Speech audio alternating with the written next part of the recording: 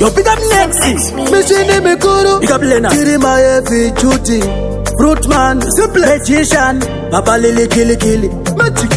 Rangariri zuva remanje monazi ndakasangana neex yangu patonazi munongoziva ziso harina mabhodhazi nguva yoyo ndakadhabhura chopazi ndikamumhoresa kaganza kungasandizive ezvivanza mfesi wake akamboda kuwanza ndikati mbondimirira wanzwa Munori kudanana naye, ndakatombodanana naye.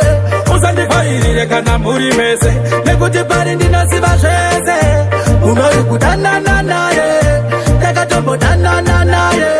usandifairire kana muri mese nekuti pari ndinoziva zvese Sandiite sasikamu nekuti napepe wako titori neaupamu anokuti deti womva waita happy kasheti dewe mashuga deti Taitombogeza tese mushawa, kwete zvenyu zvekufamba sema wachitawa. unorwara Usafunge kuti ndewe kuchechi mwana uyu anotoda pawa. Munori kudanana naye, ndakatombodanana naye. usandifairire kana muri mese nekuti pari ndinoziva zvese Munori kudanana naye, ndakatombodanana naye.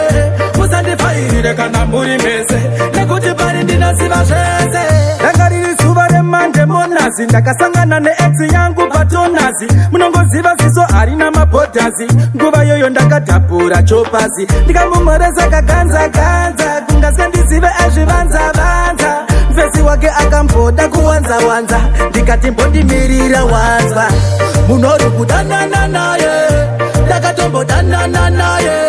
usandifairire kana muri mese nekuti pari ndinoziva zvese Munori kudanana naye, ndakatombodanana naye.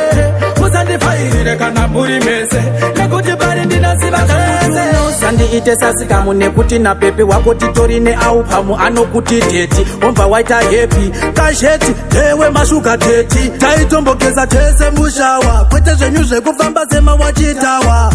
unorwara Usafunge kuti ndewe kuchechi mwana uyu anotoda pawa. Munori kudanana naye, ndakatombodanana naye. usandifairire kana muri mese nekuti pari ndinoziva zvese Munori kudanana naye, ndakatombodanana naye. usandifairire kana muri mese nekuti pari ndinoziva zvese danana naye ndakatombodanana naye usandifairire kana muri mese nekuti pari ndinoziva zvese unori kudanana naye ndakatombodanana naye usandifairire kana muri mese nekuti pari ndinoziva zvese